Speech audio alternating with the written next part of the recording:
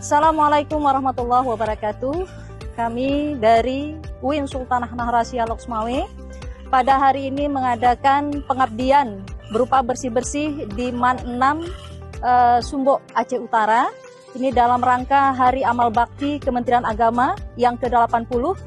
Alhamdulillah pada kesempatan ini turun dari Fakultas Usuluddin Adab dan Dakwah, juga dari Fakultas Ekonomi dan Bisnis Islam dari UIN Suna, dan sekitar 100 orang personil yang kita turunkan pada kesempatan ini.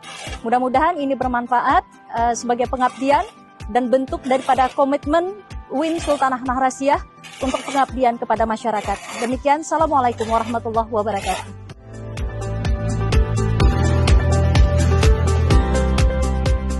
Saya PLT Man 6 Aceh Utara, nama saya Rosdiana Yahya SPD, dan di samping saya adalah Waka Humas Man 6 Aceh Utara, yaitu Bapak Muhammad Nasrullah MPD. Kami dari pihak Madrasah Man 6 Aceh Utara mengucapkan ucapan terima kasih sebesar-besarnya kepada UIN Lok Sumawe yang telah membantu madrasah kami untuk membersihkan lumpur-lumpur yang masih tersisa pada saat musibah banjir tanggal 26 November yang lalu. Untuk itu, kami juga selaku pihak madrasah tidak bisa membalas apa yang telah bapak-bapak, adik-adik lakukan untuk madrasah kami.